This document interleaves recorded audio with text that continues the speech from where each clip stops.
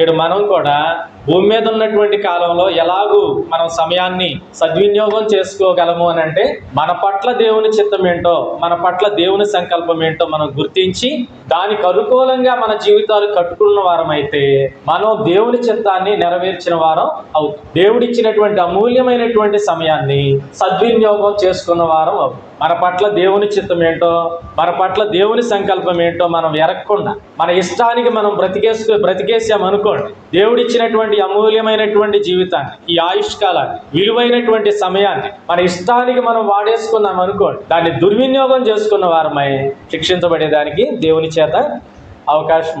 కనుక దేవుడిచ్చినటువంటి అమూల్యమైన సమయాన్ని సద్వినియోగం చేసుకోవాలి. ఒక్కసారి ఈ సమయం మన జీవితంలోంచి వెళ్ళిపోయింది అనుకోండి, మరలా మనం తిరిగి చేయడానికి ఏమి ఉండదు.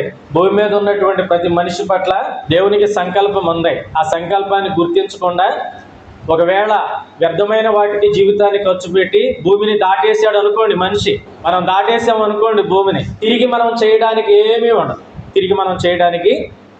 ఉండదు. మరలా వచ్చి సరి చేసుకోవడానికి అవకాశం అనేది ఉండదు. గ్రంథం ఆ విషయాన్ని తేటగా తెలియజేస్తా ఉంది. మన లోకాసు వార్త చదివినప్పుడు లోకాసు వార్త 16వ అధ్యాయం 19 ధనవంతుడు ఒకడు ఉండేను. అతడు ఊదారంగు బట్టలను సన్నపునార వస్త్రములను ధరించుకొని ప్రతిదినము బహుగా సుఖపడుచుండువాడు. లాజరును ఒక దరిద్రుడు ఉండేను. వాడు కురుపులతో నిండిన వాడై ధనవంతుని ఇంటి వాకిట పడి ఉండి అతని బల్ల మీద నుండి పడు రొట్టె ముక్కలతో ఆకలి తీర్చుకొని గొర్రె. అంతేకాక కుక్కలు వచ్చి వాని కురుపులు నాకాను.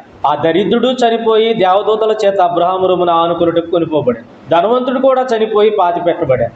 అప్పుడు అతడు పాతాళంలో బాధపడుచు ధనవంతుడు కనులెత్తి దూరం నుండి అబ్రహామును అతని రొమ్మున ఆనుకుని ఉన్న లాజరును చూసి, తండ్రివైన అబ్రహామా, నా యందు కనికరపడి తన వేలికొనను నీళ్లలో ముంచి నా నాలుకను చల్లార్చుటకు లాజరును పంపు, నేను అగ్నిజ్వాలలలో యాతన పడుచున్నానని కేకలు వేసి చెప్పాను. అందుకు అబ్రహాము, నా కుమారుడా, నీవు నీ జీవితకాలమందు నీకిష్టమైనట్లుగా సుఖం అనుభవించు, అలాగనే లాజరు కష్టం అనుభవించడానికి జ్ఞాపకం చేసుకున్నావు. ఇప్పుడైతే వాడు ఇక్కడ నెమ్మది పొందుచున్నాడు, నువ్వు యాతన పడుచున్నావు.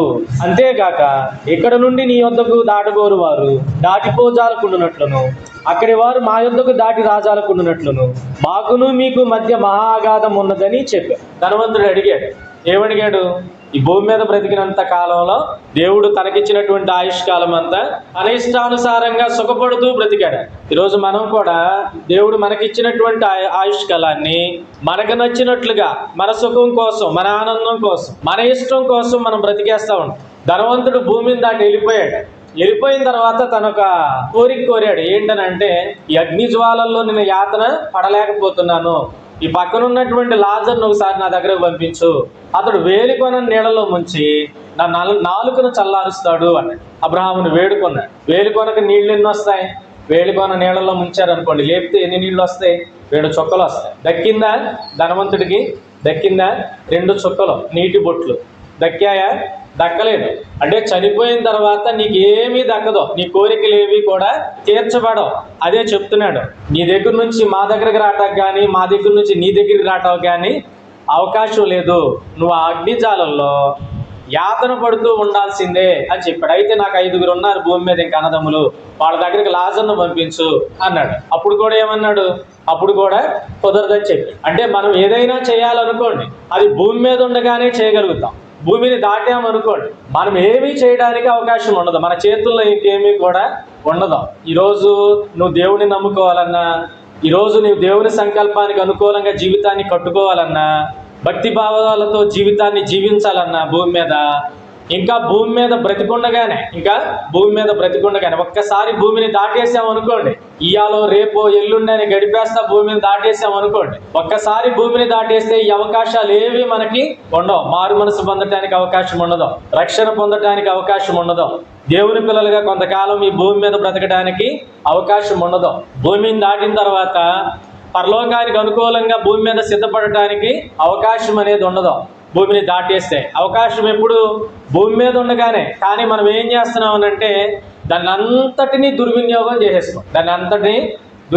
చేసేస్తాం. దేవుడిచ్చినటువంటి ఆయుష్కాలాన్ని అంతా వ్యర్థం చేసేస్తాం. ఒక్కసారి ఇది గనక మన జీవితాలను వదిలిపెట్టి వెళ్ళిపోయిందా, ఇంకా మరలా తిరిగి దాన్ని పొందుకునే దానికి అవకాశం లేదు. దేవుడిచ్చేటువంటి గొప్ప బహుమానం ఆయుష్కాలము అనేది, సమయము అనేది దేవుడిచ్చేటువంటి గొప్ప బహుమానం. ఒక అతను ఒక రోజు ఏడ్చాడు దాని గురించి. మనం ఆ దేవుడిచ్చినటువంటి అమూల్యమైనటువంటి బహుమతిని కోల్పోయి ఏడ్చాడు, కానీ అతనికి దక్కలేదు. అది హెబ్రీయులకు రాసిన పత్రిక 12వ అధ్యాయం 16 వచనం. హెబ్రీ పత్రిక 12వ అధ్యాయం 16.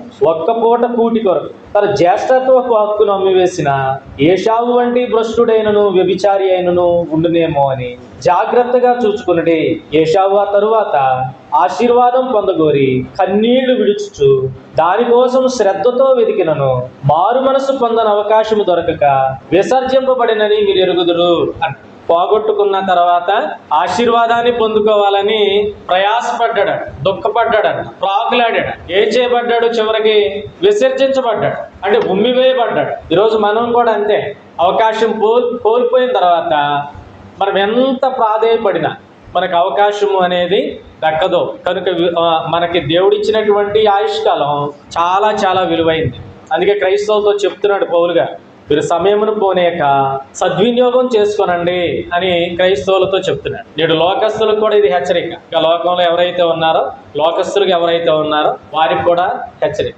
మనుషులమైన మన పట్ల దేవునికి ఒక సంకల్పం ఉంది.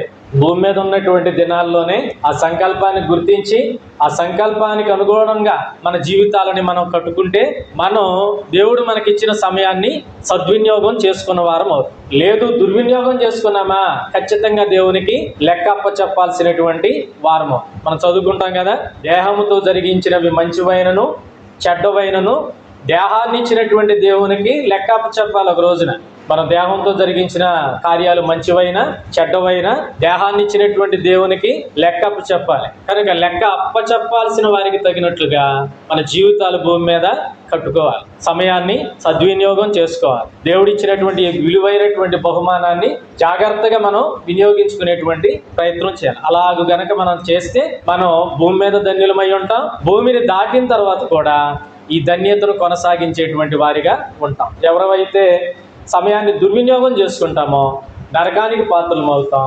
యుగయుగాలు నరకంలో, అగ్నిగుండంలో శిక్షణ అనుభవించేటువంటి వారిగా ఉంటాం. అలాంటి వారిగా మనం ఉండకూడదు.